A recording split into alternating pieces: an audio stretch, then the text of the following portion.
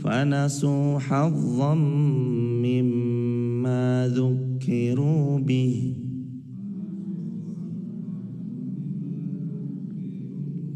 فأغرينا بينهم العداوة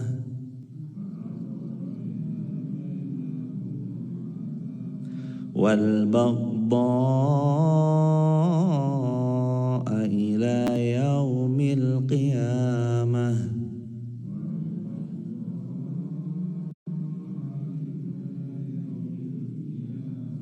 وسوف ينبئهم الله بما كانوا يصنعون. Terakhir, ya ahlal kitab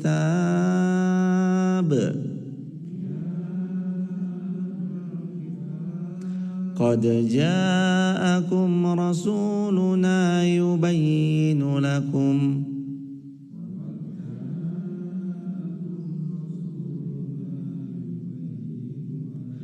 كثيرا مما كنتم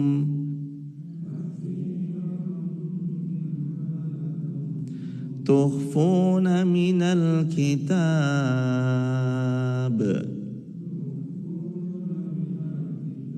ويعفو عن كثير قد جاءكم من الله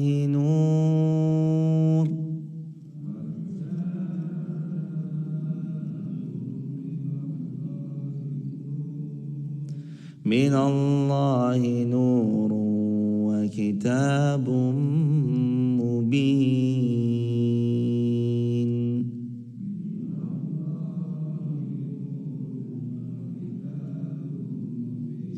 Allahumma arhamna bil Quran. Hadirin jemaah yang dirahmati Allah, hari ini kita mau memohon pertolongan kepada Allah dan selalu kita memohon pertolongan kepada Allah.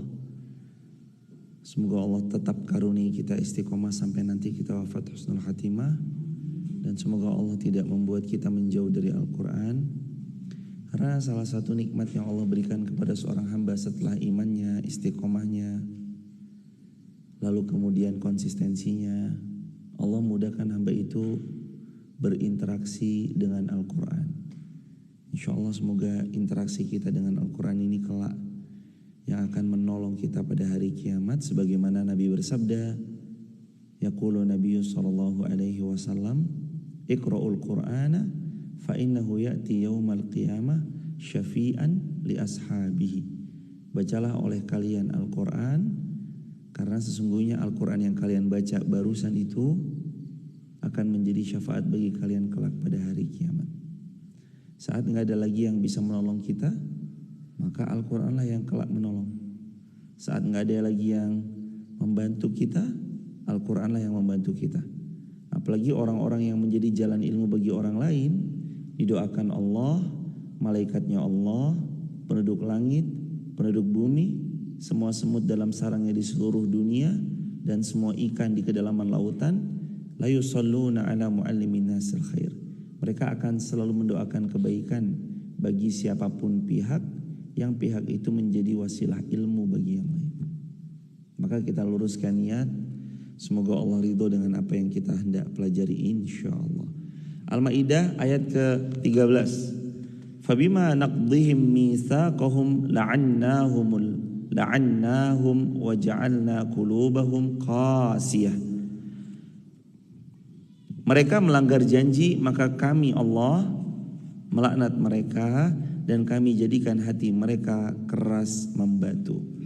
Jamaah yang dirahmati Allah, bicara tentang ahli kitab, dari Quran surah Al-Baqarah aja Allah tuh udah banyak menceritakan tentang gambaran ahli kitab. Siapa mereka, mereka tuh sukanya sifatnya seperti apa aja, dan mereka tuh termasuk bagaimana dalam menjalani kehidupan, bagaimana mereka dalam mengambil perjanjian. Ahli kitab tuh sering banget digambarkan dalam Al-Quran, dan termasuk yang paling sering Al-Baqarah menggambarkan bahwa mereka adalah orang-orang yang culas, curang. Mereka disuruh masuk dalam keadaan bersujud, tapi mereka malah masuk ke Baitul Maqdis dalam keadaan membokongi Baitul Maqdis atau membelakangi Baitul Maqdis. Itu ada di Quran. Surah Ali Imran ada, Al-Baqarah ada, An-Nisa pun juga ada gambaran-gambaran mereka. Lekat sekali mereka menampakkan secara zahir sok-sok baik, di balik itu semua tapi ternyata mereka merusak. Nah, salah satu cirinya juga dalam ayat ini adalah mereka dilaknat Allah Subhanahu wa taala dan Allah jadikan hati mereka keras membatu. Faktor hati keras membatu. Kalau Allah berfirman dalam Al-Qur'an surah 83 Al-Mutaffifin, di antaranya adalah kalla bal rana ala qulubihim ma kanu yaksibun. Ketahuilah, kalla bal rana ala qulubihim. Ada ron itu sejenis sesuatu yang menutupi hatinya seseorang, sehingga membuat hatinya orang itu mati, keras, membatu. Kalla bal rana ala qulubihim ma kanu yaksibun. Kenapa hatinya keras membatu? Kenapa hati seseorang itu bisa keras membatu? Jawaban dari Al-Quran, sebab karena perbuatan mereka sendiri. Jadi yang membuat hati seseorang itu membatu karena perbuatan mereka sendiri. Kenapa hatinya hitam, tertutup, sehingga hatinya orang ini tuh menjauh dari hidayah. Seolah-olah ribuan kalimat indah sampai ke telinganya, tapi tidak sampai masuk ke relung hatinya. Jawabannya, karena perbuatan mereka sendiri. Lalu apa yang mereka perbuat? Maksiat. Al-Imam Syafi'i pernah datang kepada gurunya Imam Waqi' rahimahullah. Bertanya Imam Syafi'i kepada Imam Waqi', wahai guruku Imam Waqi', sesungguhnya aku mendapati hilangnya sebagian kecil dari hafalanku. Lalu apa nasihatnya Imam Waqi' rahimahullah? Wahai Syafi'i muridku, ilmun nurullah, wa nurullah la yuhda lil 'asi. Kata Imam Syafi'i rahimahullah, bahwasanya ilmu ini adalah cahaya Allah. Wa nurullah la yuhda lil 'asi.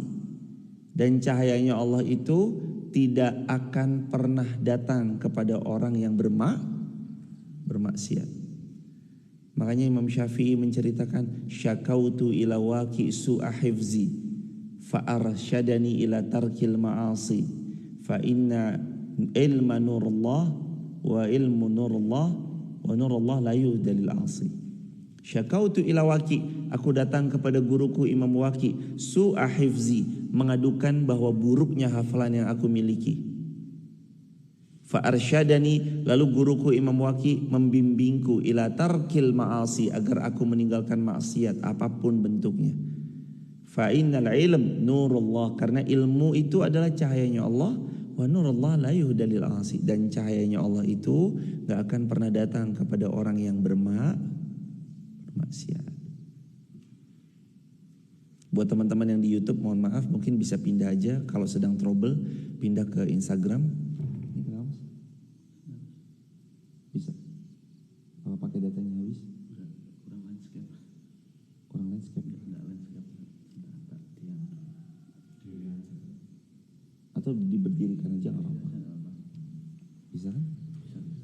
Nggak bisa nih. Pindah ke sini aja berarti.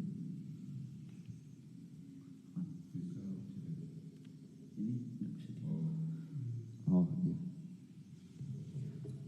Untuk teman-teman di YouTube, kalau mungkin trouble nanti pindah ke Instagram aja atau ke TikTok.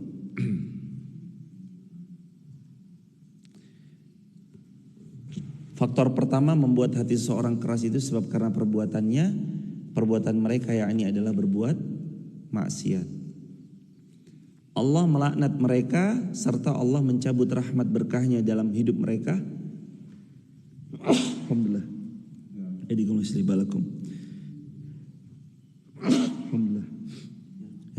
yusibakum. Serta Allah menjadikan hati mereka menjadi keras. Nah, faktor pertama, kenapa sih hati seseorang itu menjadi keras? Jawabannya tadi, karena dia banyak beramal amalan yang tidak Allah sukai, dia berbuat maksiat. Lalu faktor apa lagi sih yang membuat hati seseorang menjadi keras? Faktor yang kedua itu hadis riwayat Al-Baihaqi. Yaqulu Nabi SAW, sesungguhnya satu perkataan yang paling Allah membenci terhadap perkataan itu adalah ketika seorang saudara mengingatkan saudaranya atau sahabat mengingatkan sahabatnya, wahai saudaraku, wahai sahabatku, bertakwa kalian kepada Allah. Lalu orang itu mengucapkan kalimat yang paling dibenci Allah. Kalimatnya adalah urus saja dirimu sendiri. Jadi kalimat tepat ketika kita mendengarkan nasihat adalah terima kalimat itu, perhatikan lamat-lamat, berupayalah untuk tidak menolak tapi mengucapkan sami'na wa ata'na. Kalau memang kalimat itu kalimat yang selaras dengan firman Allah dan hadisnya Rasulullah. Terkait hal ini berarti kesimpulannya yang menjadikan hati menjadi keras yang pertama adalah berbuat maksiat, yang kedua adalah menolak nasihat. Menolak nasihat ini nanti variannya banyak. Kayak males, kayak dengerin nasihat males, dengerin sesuatu yang kiranya menambah keilmuan yang kita miliki jadi males juga. Lalu terus kemudian beliau lebih condongnya kepada hal-hal yang sia-sia. Ini nanti cenderung membuat hatinya jadi keras.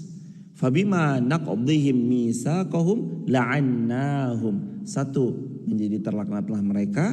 Wa ja'alna qulubahum qasiyah, dan menjadi keraslah hati-hati mereka. Dikatakan juga oleh para ulama, mereka gak mau dengar nasihat itu diantaranya adalah mereka malah bilang urus dirimu sendiri. Sebagaimana hadis riwayat Al-Baihaqi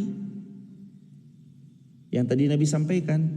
Sesungguhnya kalimat yang paling dibenci Allah adalah ketika saudaranya mengingatkan kepada saudaranya, wahai akhi, bertakwa kamu kepada Allah, atau saudaraku, bertakwa kamu kepada Allah. Lalu dia bilang, urus aja dirimu sendiri. Dalam terjemahan yang sangat banyak adalah, ngapain sih ngurusin hidupnya orang? Sibuk banget sih komentarin hidupnya orang dan segala macam itu. Tapi yang konotasinya adalah menolak nasihat yang datang.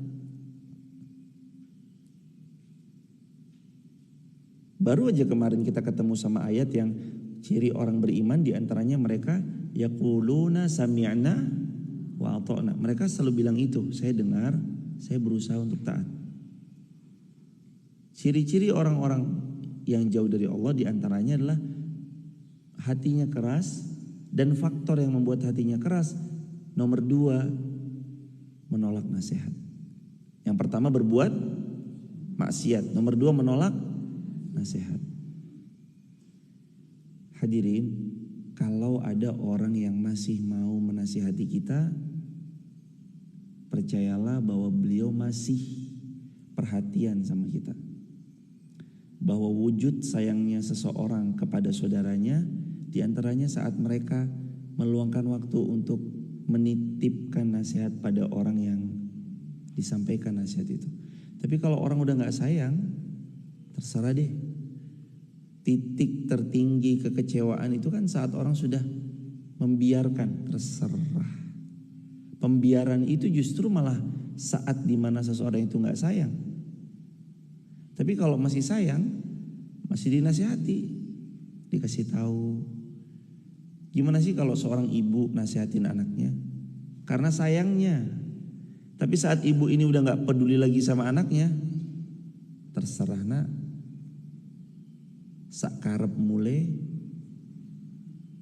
Kalimat pembiaran ini kan udah saking jenuhnya seorang ibu, serah deh. Mulai malam ini mama, bapak udah gak mau tahu lagi urusan. Silahkan keluar, pintu rumahnya di situ kunci dari luar, tutup dari luar. Mereka udah saking gak pedulinya, mereka abai. Tapi kalau masih ada yang mau menasihati, tanda sayangnya seorang hamba kepada hambanya yang lain adalah saat mereka mau dan rela meluangkan waktunya untuk menasihati saudara-saudaranya. Itulah yang istimewa. Dan esensinya hidup itu untuk saling nasihat menasihati. Coba buka Quran surah Al-Asr. Wal 'asr innal insana lafi khusr illal ladzina amanu wa 'amilus shalihat wa tawassaw bil haqq wa tawassaw bis sabr. Hakikatnya manusia adalah hanya untuk saling menasihati. Wa tawassaw bil haqq. Kebenaran dikemukakan untuk saling mengingatkan. Wa tawassaw bis sabr, dan hendaknya kita sabar menetapi kebenaran itu. Hadirin, yang namanya kebenaran itu kalau mau dilaksanakan memang harus dihiasi dengan namanya kesabaran. Kita itu gak pernah bisa menunaikan sholat dengan baik kalau kita gak punya kesabaran yang baik. Apalagi mungkin semalam ada yang harus menyelesaikan soal, kalau guru-guru mungkin lagi ada ujian, lalu menyiapkan persiapan untuk besok, atau jamaah bekerja mungkin ada tugas dari kantornya sehingga membuat jamaah semalam itu baru tidur jam 1 pagi, lalu jam 4 jamaah sudah harus bangun. Berat, bukan main beratnya. Karenanya dibagilah oleh para ulama sabar itu kepada 3 hal. Sabar yang pertama, sabar kepada perintah. Sabar yang kedua, sabar kepada larangan untuk menjauh dari larangan itu. Dan sabar yang ketiga, sabar menghadapi ujian yang datang dalam kehidupan. Menjalankan perintah aja kita tuh butuh sabar. Coba tadi yang sedekah, apakah mereka tidak sabar terhadap diri mereka ketika mereka bersedekah? Mereka bersabar. Mereka menahan sejenak dari membeli barang atau sesuatu yang sebenarnya mereka damba-dambakan, tapi mereka memilih sabar untuk berinfak, sabar untuk bersedekah, sabar untuk tidak memfoya-foyakan hartanya kecuali di tepat sasarankan harta itu dikeluarkan. Itulah Allah jemaah. Ketika Allah memerintahkan kita untuk watawassaw bil haqq, saling nasihat menasihati dalam kebenaran. Wa tawassaw bis sabr, dan laksanakan nasihat kebaikan dan kebenaran itu bis sabr, dengan penuh kesabaran. Jadi sabar terhadap perintah harus, sabar terhadap larangan harus, dan sabar melewati ujian harus. Jadi sabar itu 3 komponen: perintah, sabar terhadap larangan, sabar melewati ujian. Yang ketiga, faktor kenapa hatinya seseorang itu qasiyah, mengeras seperti batu. Coba diulang. Yang pertama faktornya adalah karena maksiat. Yang kedua faktornya karena menolak nasihat. Yang ketiga faktornya karena circle. Jangan dikira seseorang itu ketika bergaul tidak saling tarik menarik. Jangan dikira seseorang itu dalam pergaulannya tidak saling tarik menarik. Dengan siapa kita duduk, seperti itu jugalah potensi kita akan terpengaruh. Circle itu artinya apa? Circle itu artinya lingkungan, teman gaul, teman duduk.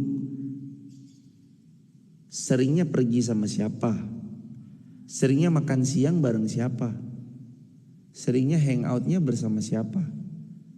Teman dudukmu mempengaruhi dirimu. Sabda Nabi, al-mar'u ala dini khalili. Riwayat Imam Muslim dengan sanad yang sahih.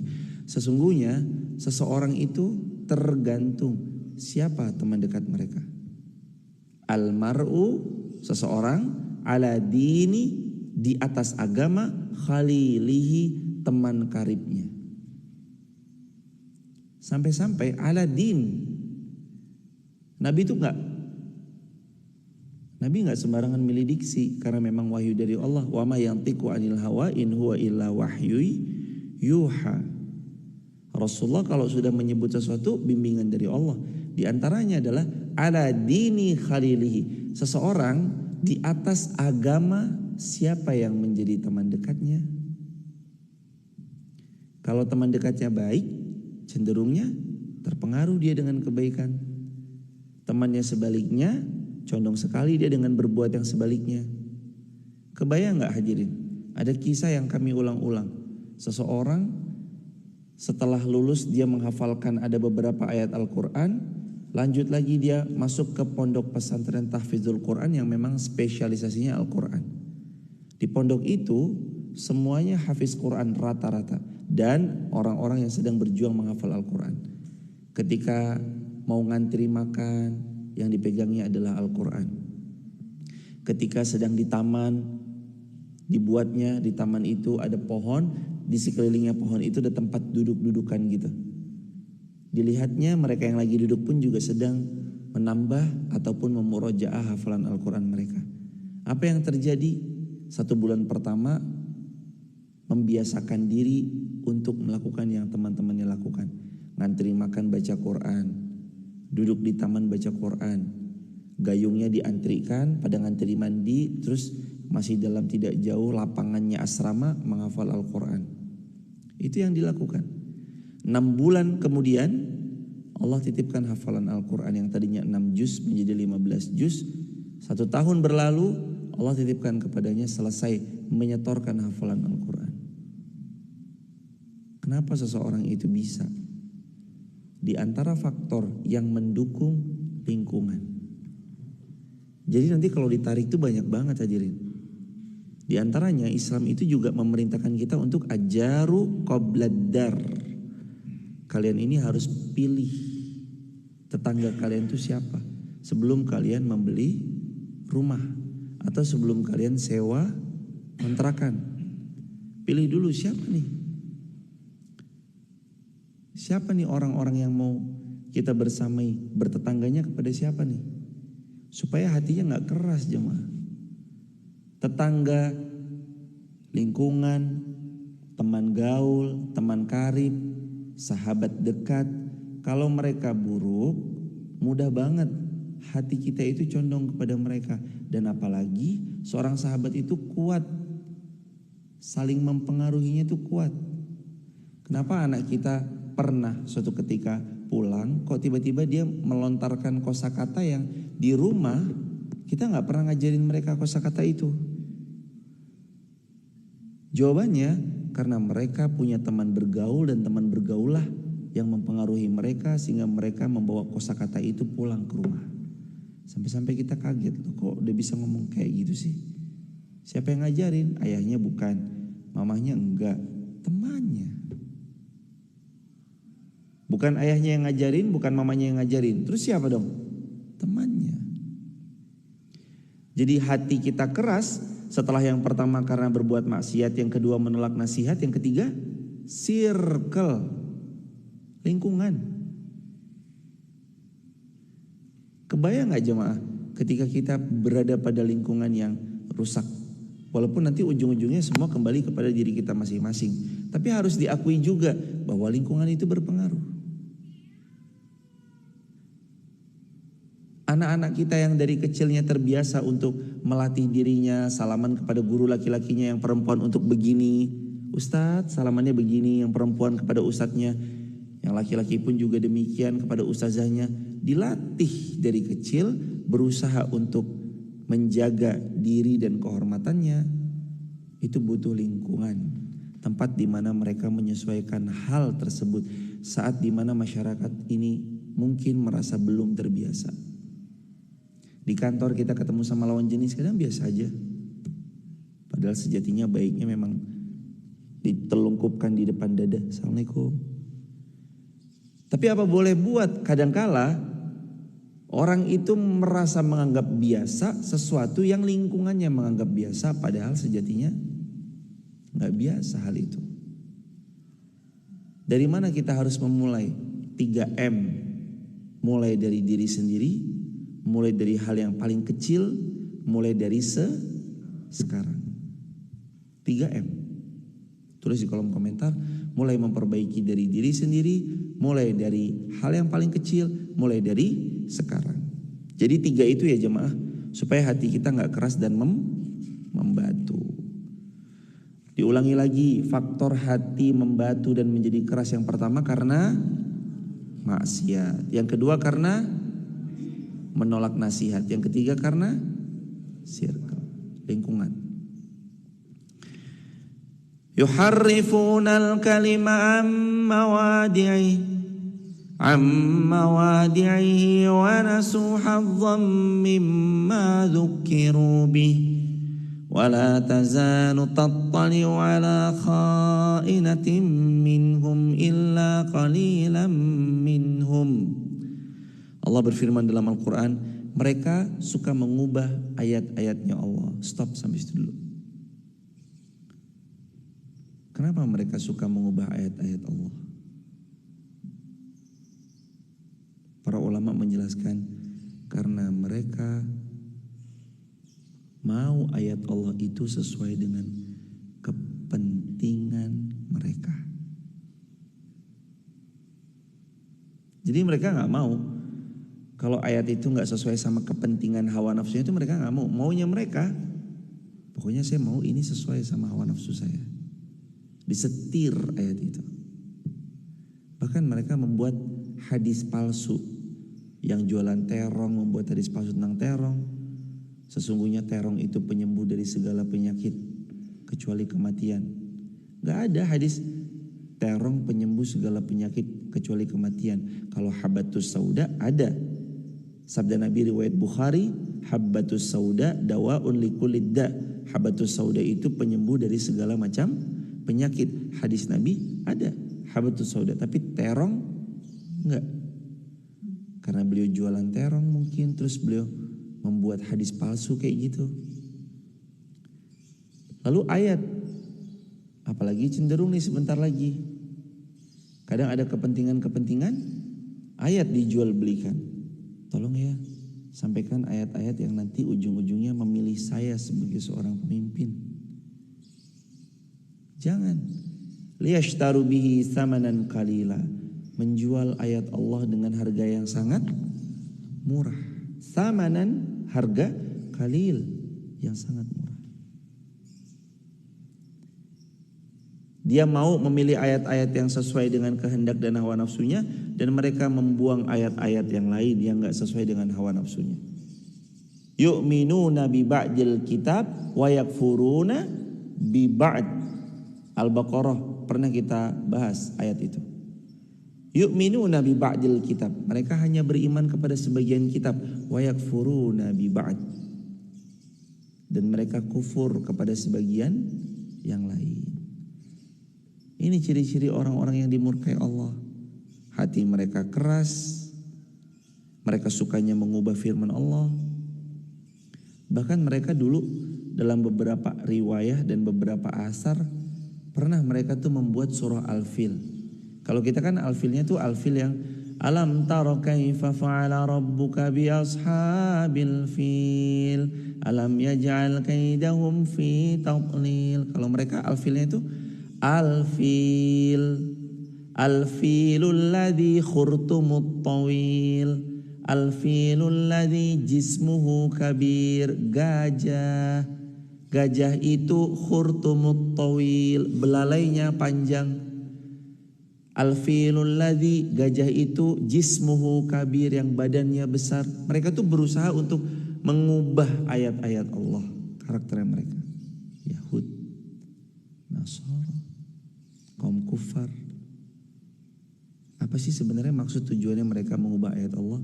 Satu, supaya kaum muslimin tidak bisa meraih kegemilangannya, sebab karena mereka menjauh dari ayat Allah. Sayyidina Umar bin Khattab tuh pernah berkata, kalimat ini legendaris sekali kalimatnya. Kata Sayyidina Umar bin Khattab, kalian tidak akan sampai pada kegemilangan sebelum kalian kembali kepada Al-Quran. Tulis di kolom komentar ya teman-teman TikTok, YouTube, Instagram. Kalian kaum muslimin tidak akan sampai kepada puncak kegemilangan sebelum kalian kembali kepada Al-Quran. Ini dibahas nih.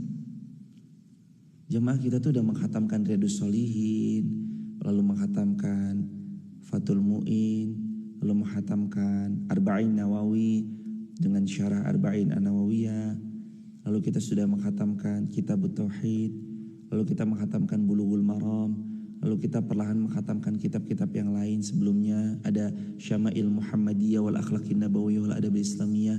Kita juga pernah menghatamkan Al-Kabairnya Imam Az-Zahabi, dosa-dosa besar. Pertanyaannya, kitab yang segitu banyak kita khatamkan. Pertanyaan besarnya, pernahkah kita menghatamkan Al-Quran beserta ayatnya, bahasa Arabnya, bahasa Indonesianya, artinya plus tadabbur tafsir dari apa ayat yang tadi kita baca? Mungkin sebagian besar kita akan menjawab belum. Padahal Al-Quran itu dzalikal kitabu la raiba fi. Inilah Al-Quran, gak ada keraguan di dalamnya, hudan lil muttaqin. Quran ini petunjuk, guidance, pembimbing, pengarah, cahaya dalam kegelapannya hidup kita. Quran cahaya jemaah. Lalu kalau kita jauh dari Al-Quran, maka kita jauh dari kemenangan. Kenapa sih? Kok ayatnya ini diantaranya Allah berfirman, yuharrifunal kalima amma wadi'i. Mereka tuh mengubah Al-Quran sesuai dengan kehendak kepentingannya. Tujuannya apa? Agar kaum muslimin tidak mendapat apa yang dikatakan oleh Sayyidina Umar bin Khattab. Sesungguhnya kalian akan mendapat kegemilangan asalkan kalian kembali kepada Al-Quran. Maksudnya kembali kepada Al-Quran itu ya belajar BPHAA itu loh jemaah. Masih ingat gak? Sikap dan adab kita kepada Al-Quran BPHAA. B, baca. P, pahami. H, hafalkan. A, amalkan. A, ajarkan. Itu adab kita sama Al-Quran. Tapi kebanyakan secara umum, mohon maaf, B-nya aja belum. Gimana kita mau nyampe BPHAA? B-nya aja belum. Saya datangkan riset. Kita kan sekarang bicara juga dengan riset dan by data. Kita bergerak juga dengan by riset, by data. Berapa persen buta Al-Quran? Berapa persen penduduk Indonesia buta Al-Quran? Riset 20 Agustus 2023, berarti baru beberapa bulan lalu. 72% masyarakat Indonesia gak bisa baca Al-Quran. 72%. Buka aja. Teman-teman juga buka di rumah ya. Buka Google. Berapa persen buta Al-Quran? Enter. Berapa persen buta Al-Quran? Enter. Ketemu. Bukankah angka 72 itu angka yang sangat miris sekali jemaah? Berarti cuma berapa persen yang bisa membaca Al-Quran? 28. Allah. Makanya gimana kita mau bisa masuk ke BPHAA? Kalau B-nya aja belum bisa. Tapi kan bukan berarti teman-teman mohon izin atau hadirin mohon izin. Kalaupun ada kita yang masuk 72% itu artinya kita belum bisa baca Al-Quran. Gak apa-apa jemaah, ayo sekarang waktunya belajar. Gak apa-apa jemaah, gak ada kata terlambat untuk membaca Al-Quran, belajar Quran, gak ada kata terlambat. Hadirin yang belum bisa baca Al-Quran, panggil guru ngaji. Saya malu, gak ada kata malu. Malu tuh kalau kita dosa, malu tuh kalau kita maksiat. Tapi kalau kita lagi mau belajar Quran, gak ada kata malu. Saya tuh umur udah 50 tapi masih belajar Iqra 1. A, ba. Gak apa-apa jemaah. Gak apa-apa, gak usah malu, bismillah. Gimana kita mau dapat BPHAA? Baca Qurannya aja belum. Lah nomor 1 B. BPHAA. Baca, pahami, hafalkan, amalkan, ajarkan. Lah nomor 1-nya aja B-nya belum, apalagi yang PHAA. B-nya aja belum, gimana mau PHAA? Makanya nomor, ya Allah jemaah. miris sekali memang. Ayolah kita belajar Quran. Saya itu bisa baca, tapi Latinnya. Gak apa-apa, Latinnya aja dulu jamaah. Baca Latinnya dulu aja. Nanti pelan-pelan Allah karuniai taufik semangat belajar. Jauh Zoom. Insya Allah banyak guru ngaji by Zoom. Belajar. Ustadz Ilham bisa mengajari insya Allah.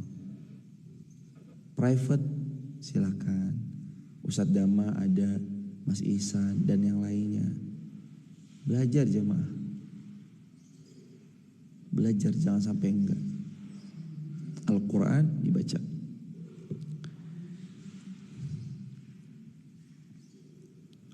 Wa nasu hazzam mimma dzukkiru bih.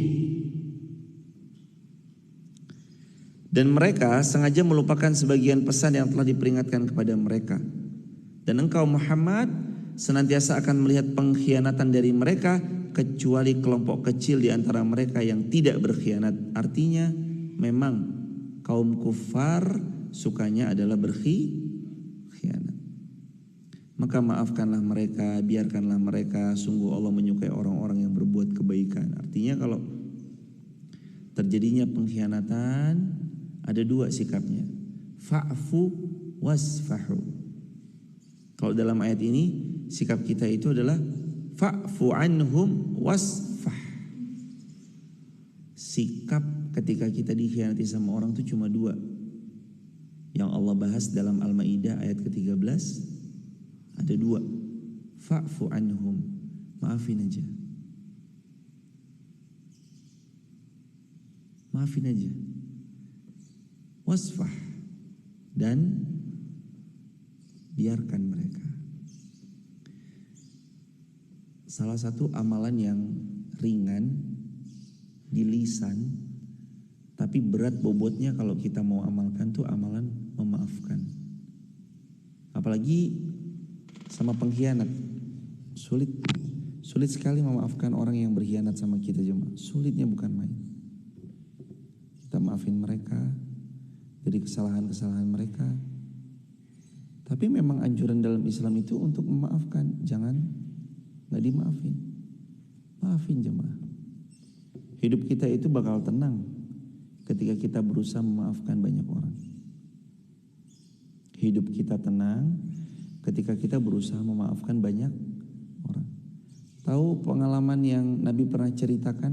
Itu penghuni surga. Itu penghuni surga, itu penghuni surga. 3 waktu berbeda Nabi sebut penghuni surga, penghuni surga, penghuni surga, dan orangnya sama. Lalu sahabat penasaran, nginep di rumahnya. Ketika nginep, amalan ahli surga ini apa sih? Dan ternyata ketika nginep biasa aja. Sholat biasa aja, puasa biasa aja, sedekah biasa aja, majelis ilmu biasa aja. Begitu ditanya, apa amalanmu? Beliau jawab, saya itu sebelum tidur maafin kesalahan orang. Oh, ternyata amalan ahli surga diantaranya adalah memaafkan kesalahan orang lain.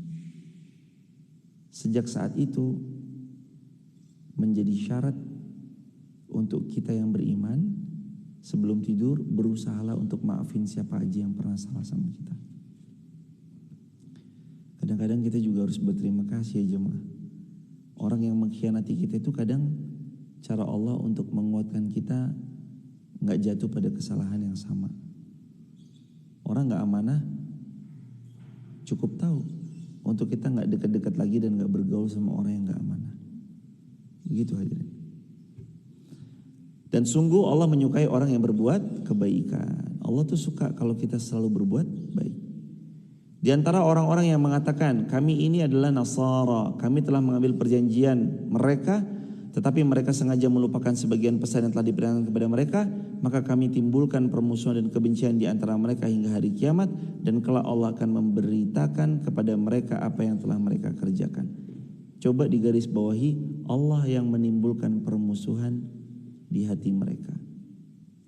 Memangnya jamaah kira sesama orang zalim tidak saling bermusuhan? Memangnya jamaah kira sesama orang-orang zalim tidak saling baku hantam. Memangnya jamaah kira sesama orang zalim tidak saling sikut-sikutan? Mereka tuh sikut-sikutan jamaah. Sesama orang zalim sikut-sikutan. Jangan dikira ketika satu saudara kita yang di negeri Syam sedang berjuang mati-matian dengan harta dan jiwa mereka mempertahankan tanah air dan wibawanya kaum muslimin, lalu yang kubu sebelah si Wahyudi ini, Wahyudi maksudnya dibalik ya, bukan nama, mohon maaf kalau ada nama, saya kalau nyebut itu kan kadang suka trouble di sosial media, tapi Wahyudi maksud kan jamaah ya. Ibu gimana masuk gak? Paham gak ibu-ibu? Wahyudi ya itu dipelesetkan supaya gak di-ban. Kasiannya mereka itu adalah mereka memandang mungkin saudara kita di Syam sedang mereka habisi, tapi mereka lupa mereka lagi cakar-cakaran di dalam tubuh mereka sendiri. Kan kita tahu ayatnya, wa makaru wa makarallah wallahu khairul makirin. Mereka mencoba bermain-main, membuat makar, tapi mereka lupa Allah sebaik-baik pembuat makar.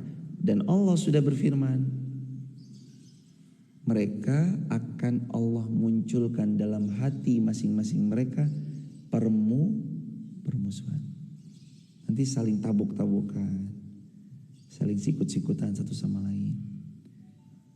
Kalau ada seorang ulama tuh pernah membuat satu kalimat doa, Allahumma sholli ala Sayyidina Muhammad wa ashghiliz Allahumma sholli ala Sayyidina Muhammad wa asghiliz zalimin bizzalimin, atau wa ashghiliz zalimin lizzalimin.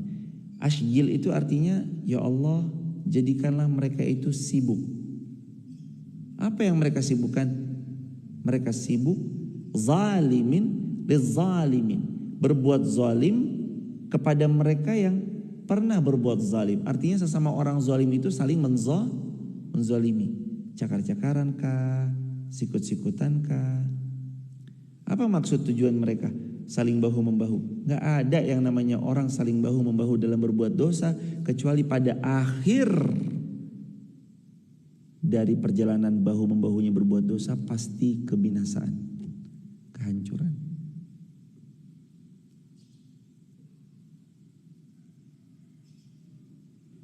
Kan kemarin diulang, apakah ketika 5 orang, 5-5-nya narkoba, 1 ketangkep, lalu disidang, interogasi,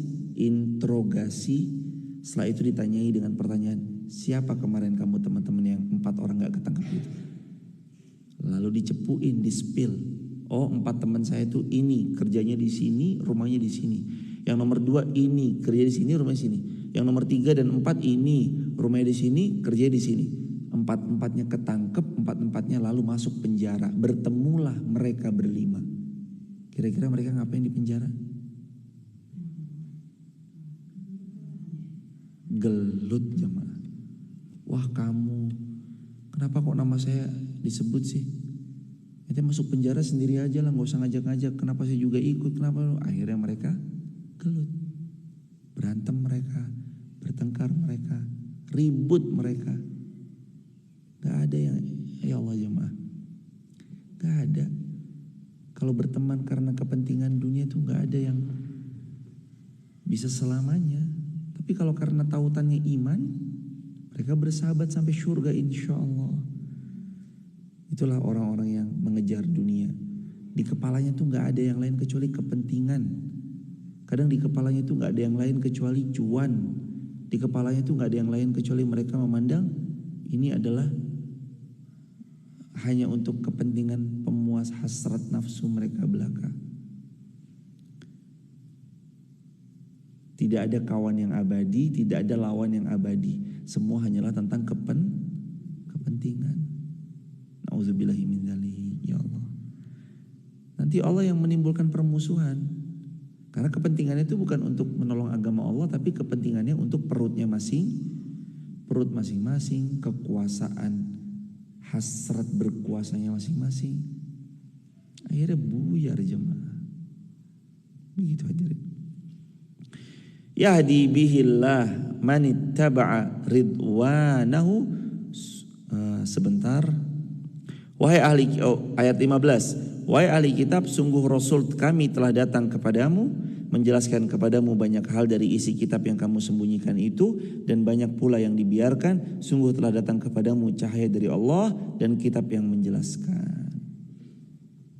Ingat ya jemaah, Al-Quran itu nurun minallah. Quran itu cahaya dari Allah. Nur. Apa fungsi cahaya? Saat tadi kita gelap, cahaya itu menerangi dan membuat mata kita memandang sesuatu. Oh, jangan lewat situ ya, bolong. Jangan lewat yang sebelah kanan, karena di sebelah kanan itu becek. Karena cahaya. Mata ini Allah ciptakan, dia gak bisa sendirian, berdampingan dengan cahaya, dia baru bisa melihat. Coba kalau gelap semuanya, gelap benar-benar gak ada lampu, benar-benar matahari gak terbit, untuk mengetahui jalan mana yang harus kita injak aja gak akan pernah mampu, karena gelap. Mata ini udah melek, tapi gelap, gak bisa. Hidup ini menjadi gelap karena kita gak ngerti cahayanya harus diambil dari mana. Padahal Allah sudah berfirman, minallahi nuran, qad ja'akum, telah datang kepada kalian, minallahi, dari sisi Allah, nur, cahaya. Lalu kita gak ngambil cahaya itu, lalu kita terus kemudian gak berupaya untuk menjemput cahaya itu supaya hidup kita lebih berkualitas. Lalu kita mengabaikan cahaya yang Allah hadirkan, yakni Al-Quran. Pantas hidup kita kok gelap terus ya. Pantas hidup kita kok begitu terus ya. Karena cahayanya gak diambil. Qad, sungguh, ja'akum, telah datang pada kalian, minallahi, dari sisi Allah, yakni Al-Quran, nurun wa kitabum mubin.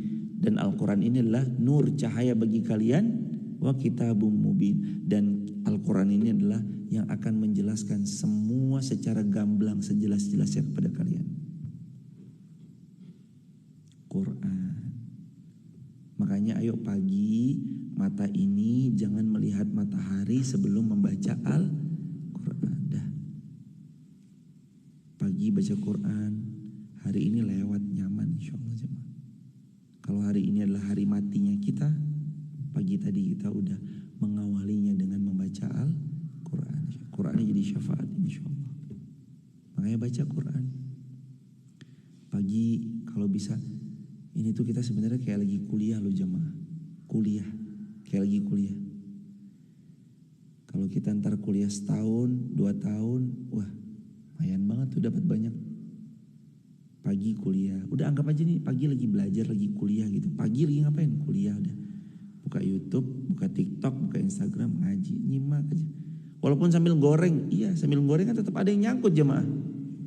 Walaupun kadang sambil goreng begini tetap ada yang nyangkut toh. Oh iya ya. Dan Masya Allah tabarakallah, kita kan gak pernah tahu, ternyata cuplikan video bisa merubah orang sebegitu dahsyatnya. Kemarin kita dapat ilmu dari beliau kan. Beliau kenapa berubah?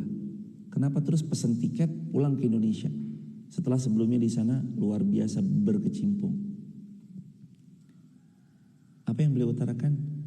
Di kasino beliau melihat potongan cuplikan video A'agim, semoga Allah merahmati beliau, yang tentang janin. Bahwasanya waktu itu, waktu kita di dalam janinnya ibu kita gak pernah khawatir. Padahal kita belum S1, belum S2, belum S3, belum sekolah, masih dalam janin, gak takut. Ibu kita makan apa aja pokoknya masuk aja. Ada yang untuk ibu kita, ada yang untuk nutrisi janin di dalam perutnya. Lalu kenapa sekarang kita udah punya SD lulus, SMP iya, SMA iya.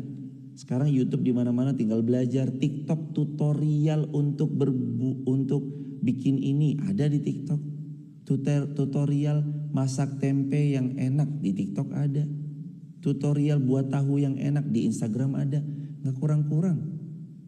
Sekarang pun jemaah, kalau jemaah mau anaknya belajar lewat YouTube, itu udah luar biasa. Banyak ilmu, banyak sekali bertebaran di sana.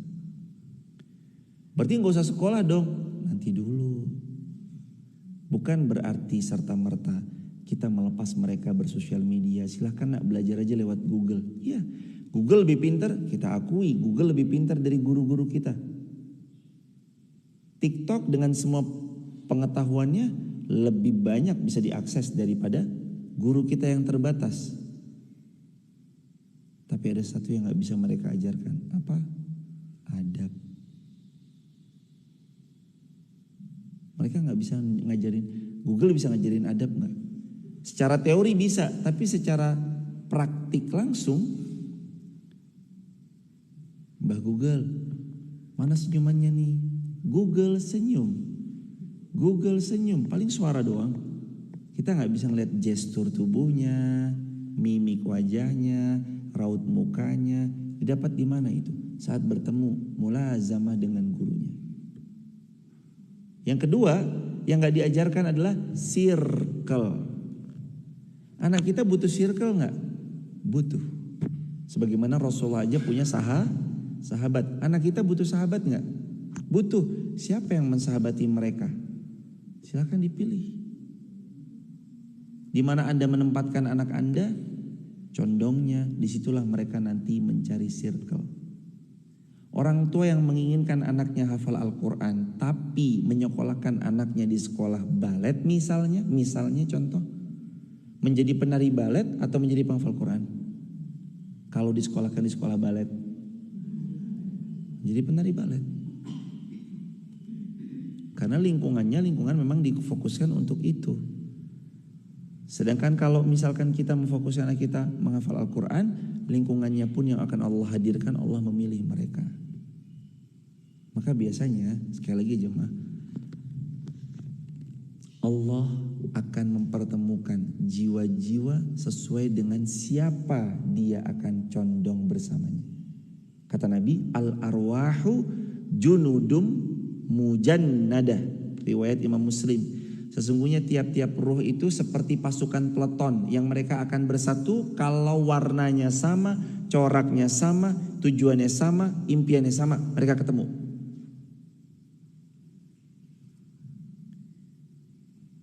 Hadirin jamaah dirahmati Allah, kalau tujuannya Allah nanti pasti ketemu.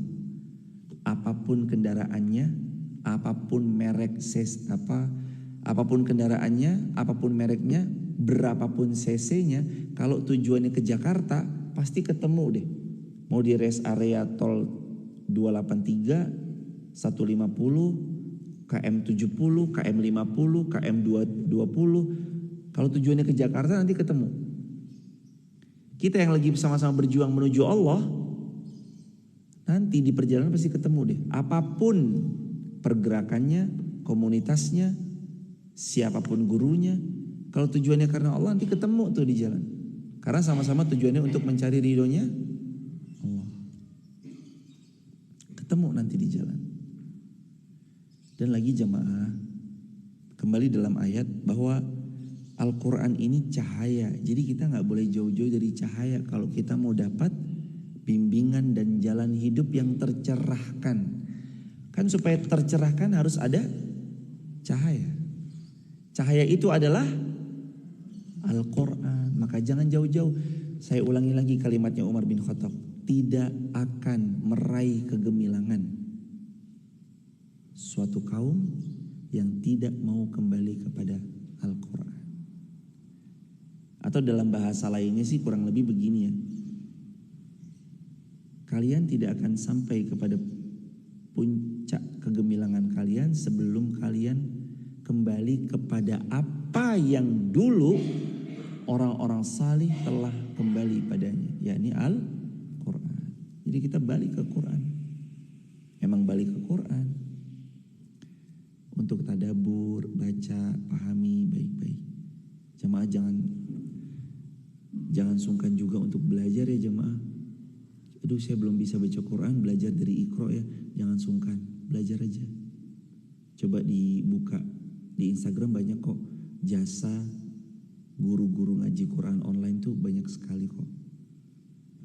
Insya Allah jamaah buka Instagram juga bakal ketemu. Jangan sampai kita mati belum bisa baca Quran ya jamaah. Aduh ya Allah. Kita baca WhatsApp bisa kok jamaah. Masa ya kita meninggal dalam keadaan belum bisa baca Al-Quran. Minimal ya bisa lah. Yuk mumpung masih ada kesempatan, mau masih dikasih hidup, pelajari Al-Quran. Jangan sampai kita gak bisa baca Al-Quran. Anak-anak kita yuk dididik jemaah supaya mereka bisa baca Quran. Panggil guru. Jangan sampai selama 60 tahun kita hidup, kita tuh dunia terus. Quran aja gak pernah kita sentuh. Padahal cahaya kehidupan kita, Allah berfirman, nurun. Cahaya itu adalah Al-Quran. Wa kitabum mubin. Dan Quran ini yang akan menjelaskan padamu gimana sih baiknya hidup ini. Kalau lagi dikecewakan, apa sikapnya tadi? Kalau lagi dikhianati sikapnya apa? Fa'fu anhum wasfah. Maafkan lalu wasfah. Wasfah tuh kalau diterjemahkan biarkan, tapi kalau diartikan secara wasfah saburah, artinya tuh hapus ya. Papan tulisnya hapus. Saburah wasfah sabur, hapus tuh papan tulis. Jadi maksudnya fa'fu anhum, maafin dia. Wasfah, lupain aja. Wasfah, udahlah, biarin, hapus aja lah. Wasfah, udahlah orang ini skip aja. Wasfah, udahlah jaga jarak. Wasfah, udahlah take it simple. Jangan lagi berurusan sama hal-hal yang demikian. Wasfah. Gitu jemaah. Dari mana kita tahu cara bersikap itu? Dari Al-Quran. Karena Al-Quran kitabum mubin, kitab penjelas yang mendatangkan penjelasan sejelas-jelasnya. Al-Quran. Makanya kalau pagi kita interaksi sama Quran, nanti pulang nih nganter anak sekolah udah punya bekal. Ibu pulang gonceng di motor anak sekolah, udah jadi ustazah buat anaknya. Anakku jangan lupa ya. Dan ini tips triknya. Kalau ngomong sama anak perempuan, ditatap wajahnya. Wajah anak kita di sini, anak perempuan di sini.